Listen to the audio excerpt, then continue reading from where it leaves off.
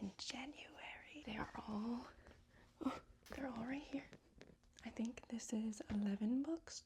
I'm on my 12th book right now, but let's go through them. I'm not very good at remembering plots specifically, but I do remember how books make me feel. I'm a mood reader, so that's easy for me to remember. I also do keep track of how I feel about books on my iPad. I like write notes while I'm reading. I need to do that with the plot, but I'm not like a book report kind of gal. The first book that I read was The Idiot by Elif Batuman. This book is kind of like a stream of consciousness kind of book. So it's not very close to a plot line. It's kind of like journal entries from our main character, Celine.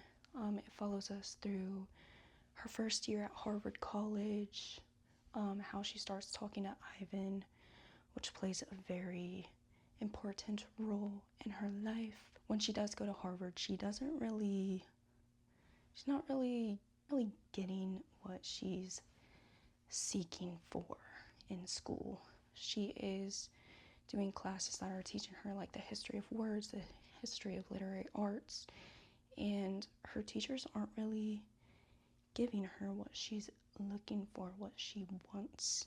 But kind of like the main focus of this story is her connection to Ivan. What pushed her to reach out to him was the fact that they were doing like a play-by-play of a book to learn a language, and the main character in that book was Ivan. And it does talk about her not really understanding the outcome of the book or how could it end like that. And to me, that's what made her reach out to Ivan. Their correspondence were very different in just email compared to real life. In email, they talk about very deep subjects like existential crisis, the feeling of belonging, not reaching their potential that they think they can reach, and just kind of goes through those serious topics. Whereas real life, they don't really talk to each other. It's very shallow in real life. She ends up going to his home country, Hungary, for the summer in hopes to teach children English. It takes us through her thought process through an event that should be very life-changing, and just her adventures during her freshman year at Harvard, and the conclusion that she makes at the end and how that affects her studies. Let me read you very quickly what I thought of it. This book touches on a lot, but to me mostly it touches on a girl who feels alone in her thoughts and feelings and wants to be understood by shallow peers, but left with great disappointment. Seeking and not finding much. Feeling you are meant to be or do something, but held back by self-assumed inadequacy and self-consciousness.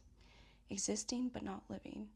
Personally, this was a life-changing and inspiring book, and that does hold true.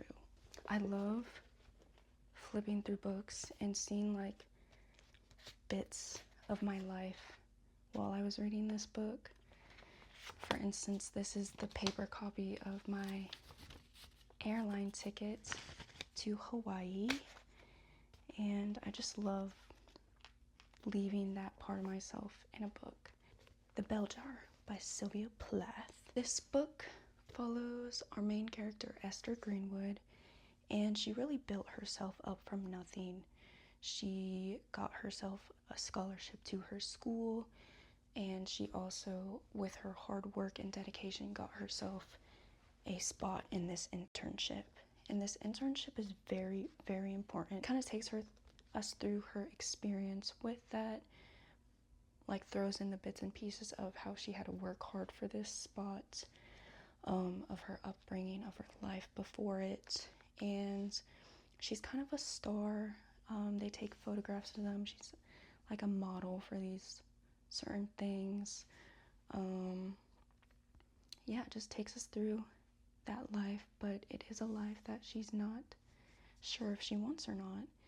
And with all this hard work and dedication and time that she puts into it, it kind of puts her into a spiral that she kind of like just wasted her life maybe through this spiral. It kind of starts when she goes back home for a break before she goes back to school. She kind of loses herself, she kind of loses her mind, becomes paranoid, thinks everyone is out to get her, they don't understand her, they're intentionally doing harm to her. And this does have bits of her not wanting to be alive, so those parts were a little hard to read, to get through. And in one of those instances where she just didn't want to be here on Earth, she kind of goes through that plan, and it ends up with her going into a mental hospital, and her journey through that, her perspective of that. She is first in like a mental hospital that doesn't really care, I would say. When you're there, you're kind of stuck there forever. And then she gets noticed by a woman who sends her to a more like hands-on mental hospital where they really focus on like rehabilitation, getting you back into the world, into a normal life. And it takes us through her journey getting better. The ending is it's kind of like what's it called? Cliffhanger. She eventually does get better and gets to go back into the world, but you're kind of left with what does she decide to do with that? How is her mental health throughout this process? One thing I would recommend is for you guys to read the foreword before you read the book. I thought it had spoilers, so I didn't read it, but what it is a record of this book being closely related to Sylvia Plath's own life. And if I read it after, if I would have read it before, I feel like this book would have really hit me in the chest. But that's why I'm telling you guys to read the foreword before, because I think it would have changed my whole reading experience. Let me just quickly read what I said about it. What I said is, I didn't quite like the book or the main character, perhaps because I'm not comfortable with the reality that it presents. I wish I could feel the anguish and instability along with the character, and wish the atmosphere created the mood, but I didn't feel that. It felt like a confession, a process to try to understand and overcome a past. The ability to ask questions that have been too late to ask and seek answers for closure, but left with a door wide open. It's sad to think that the end of the book was optimistic. This is where spoilers of the foreword come in, so if you don't want that, skip this. But in real time, a week after writing the ending, Sylvia Plath ended her own life. I will say, after reading about the author and seeing the parallels with Sylvia Plath's personal life and the storyline in the bell jar, it made it more interesting. It brought awareness to that time when mental health wasn't spoken of or even thought to exist, especially for women. I can see how it really took off, especially since that kind of topic wasn't seen. It's sad, though, to think her death brought more impact than her life would have. And then I wrote a note to myself. I said, I wonder if I'll like her poems. My year of rest and relaxation. This follows a girl whose main goal in life is to sleep for a year straight. And it kind of touches on her obsession with that, her plan to accomplish that.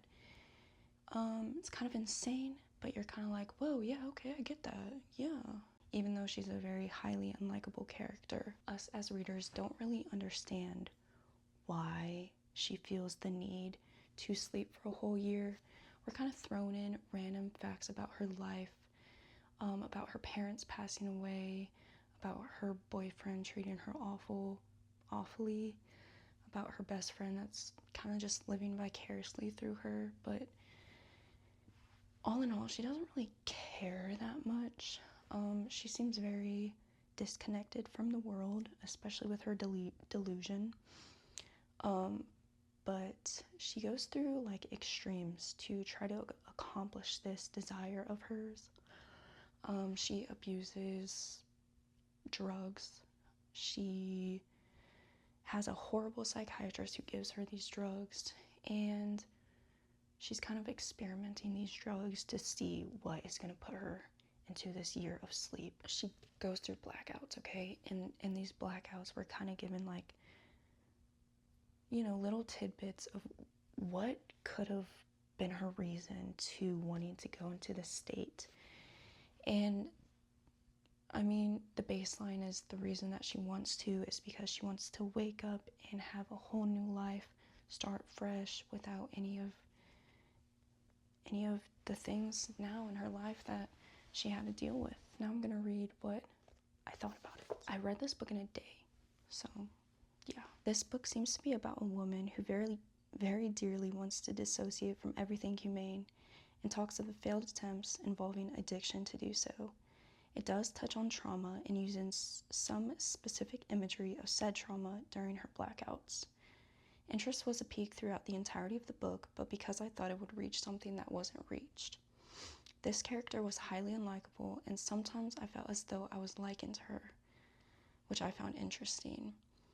In some portions of the book, I can relate to her wanting to sleep for a year to repair the soul and feel alive again.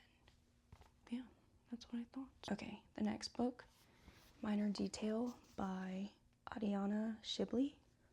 This is a translation from Palestine, I believe. It's about a lady that kind of becomes obsessed with a murder that took place years ago. And it takes her on this kind of adventure to find the facts about what exactly happened. And it was a very sad book to me because it ended with the point-driven home of history tends to repeat itself. I can't really say much about this book because it is so tiny and I don't want to spoil it, but it's very sad, especially the first half of the book. It does get into exactly what happened with that murder that she's so invested in, but then the other half of the book is her getting into a mess that she really didn't intend to get into. She just wanted to learn.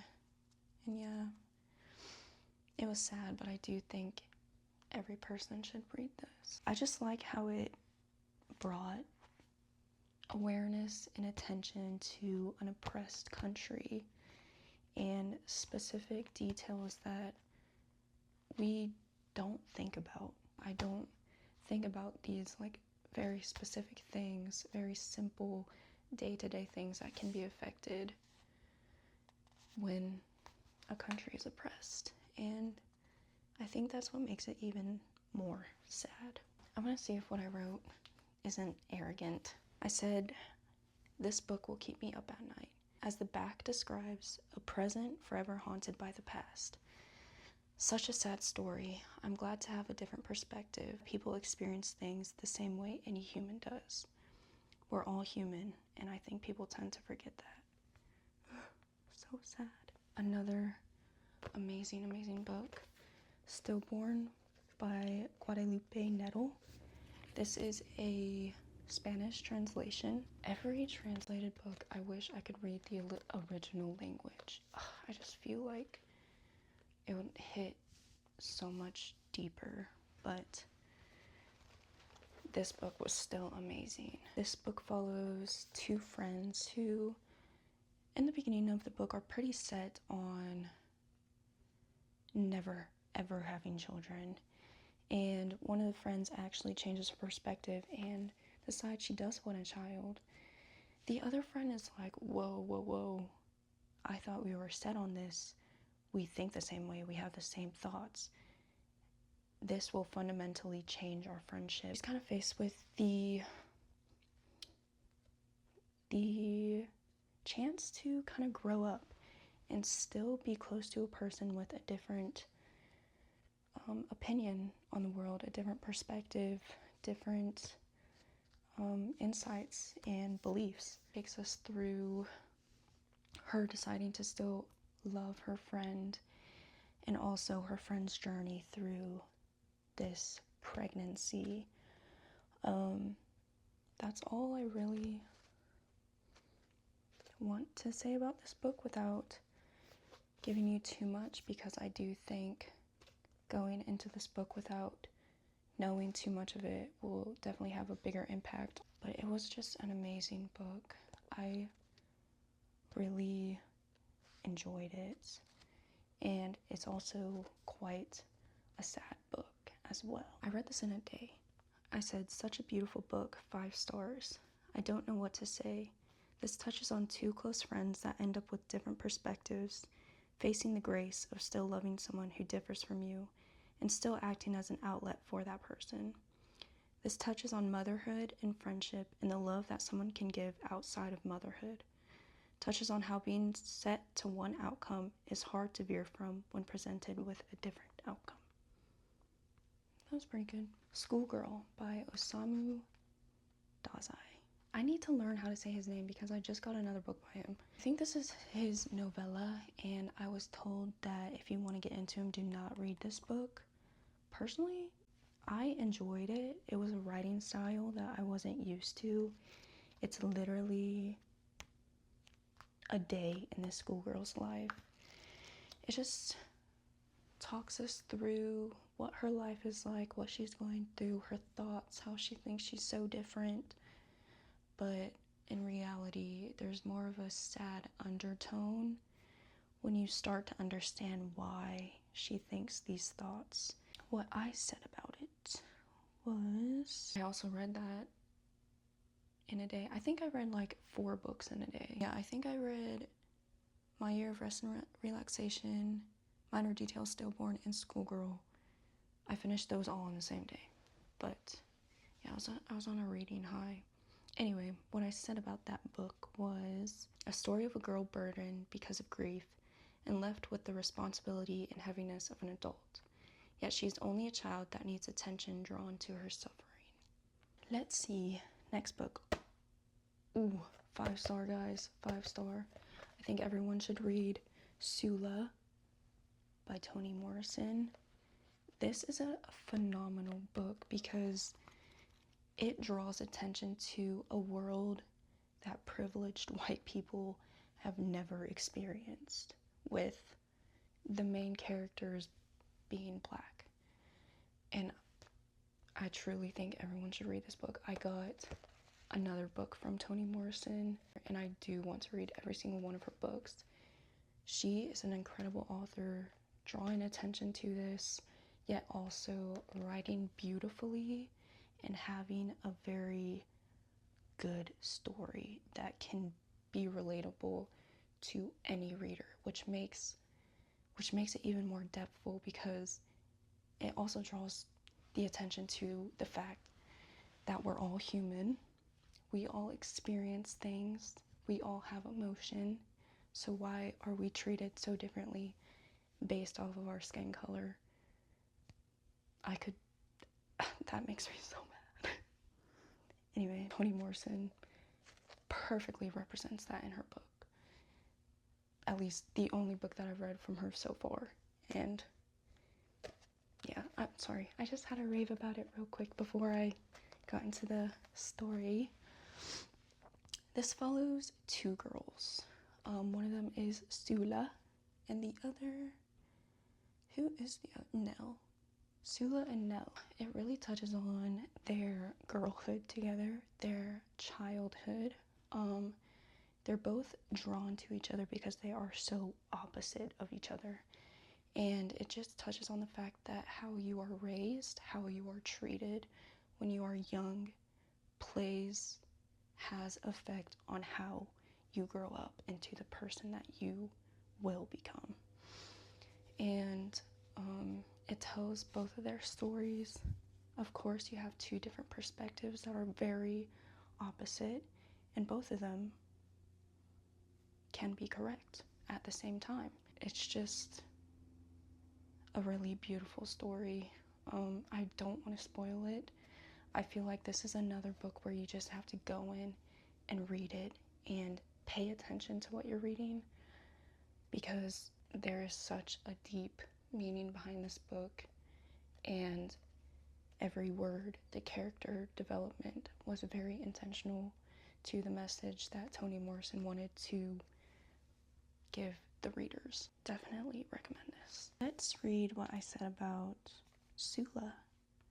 A deep, real, suffocating, and beautifully intricate study of an intimate friendship formed with dire need, the effects of which have a long-lasting effect. An account of how childhood shapes us into who we are, how we present ourselves, and the perceived misinterpretation of others, all to be thrown away with stubbornness and paradoxical awareness.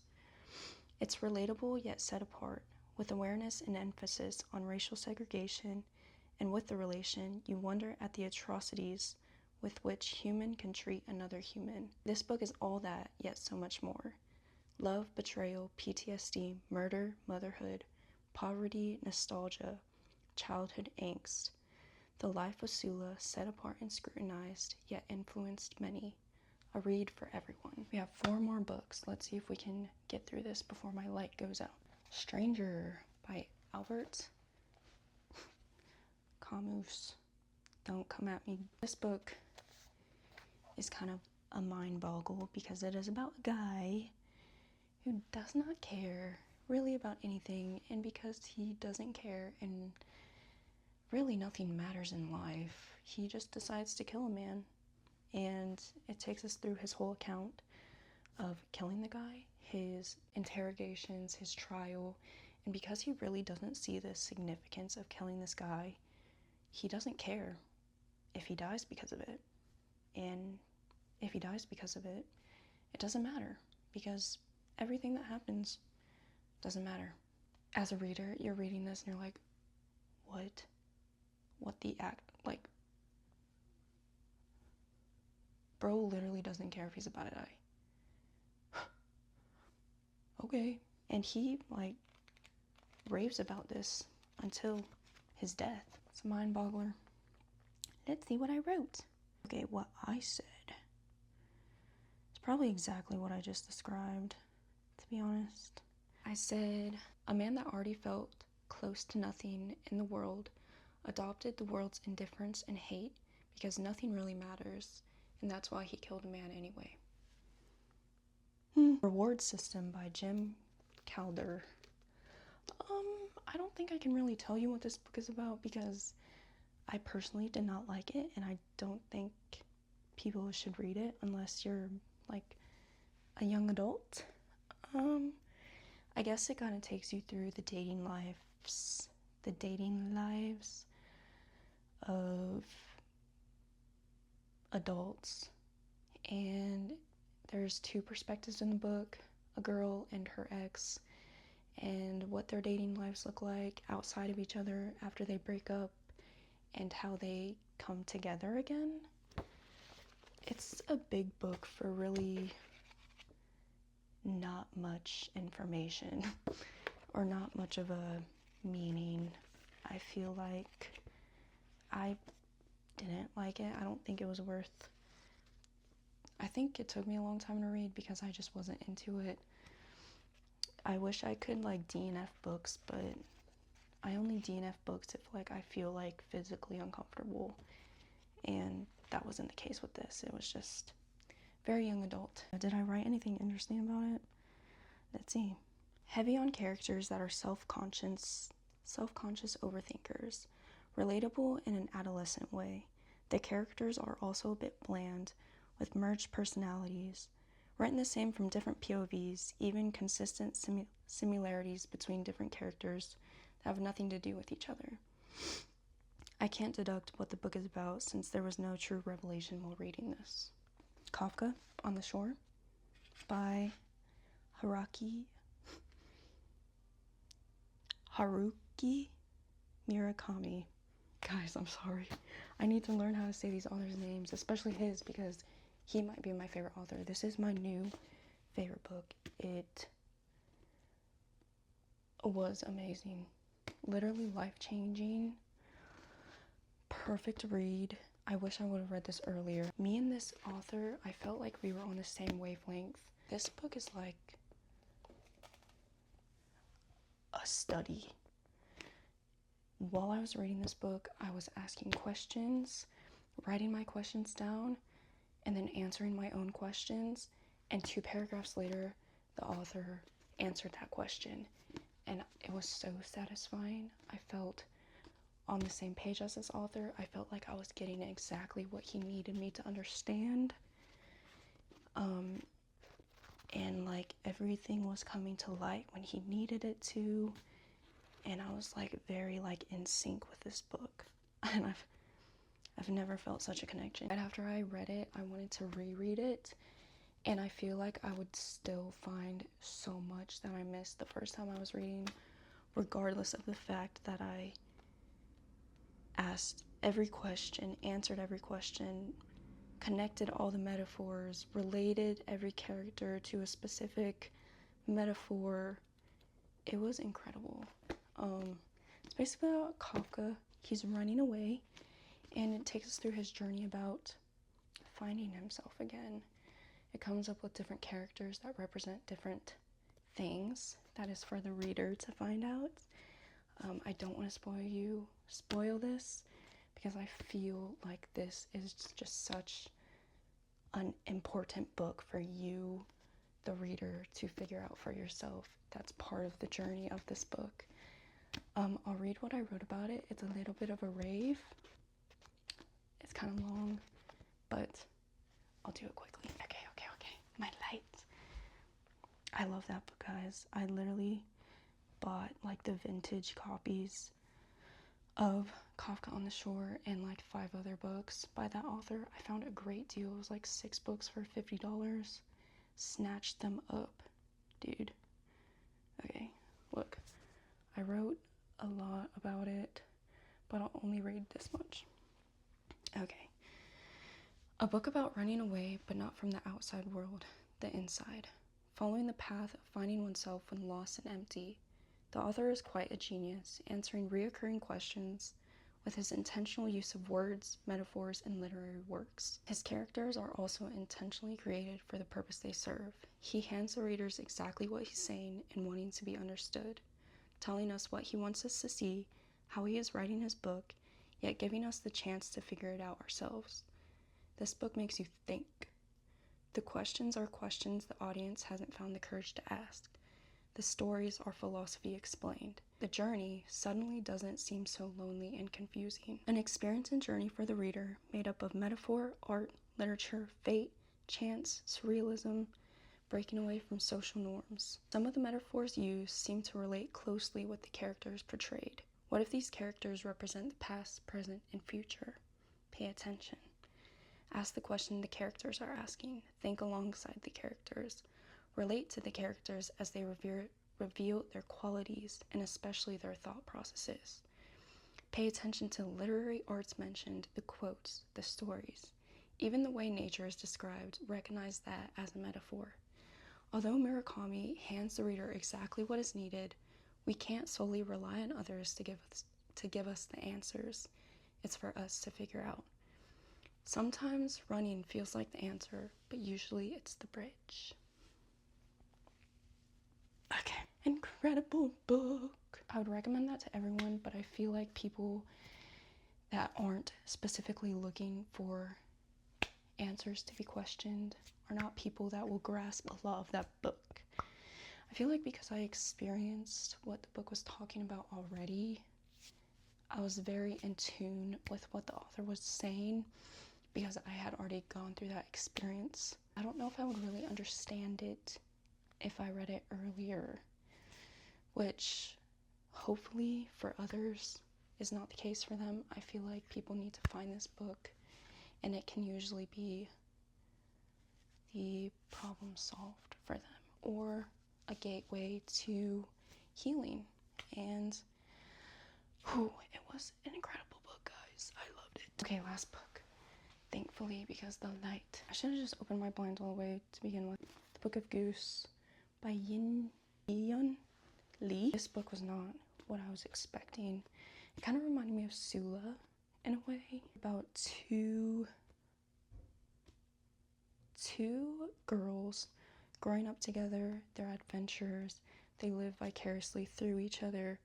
They're what they need to survive their world. They start like writing a story, and this story gets published, but the story writer is one of the girls that doesn't want her name attached to the book because she doesn't think she has the face, the representation to sell the book, which is kind of sad when you think about it. It's like fitting into a role that your appearance doesn't fit into or your personality doesn't fit into, but your heart and soul are in that role, and how you can be like judged because of that, just because you don't present yourself as the person to create something good. It's kind of sad. Anyway, with an author pinned on the girl that didn't write the stories, she's sent away to like a special school that will like create her whole life for her, and how important it is for all these girls, but she doesn't fit in. She's from like a small farm town, and these girls are like from rich families.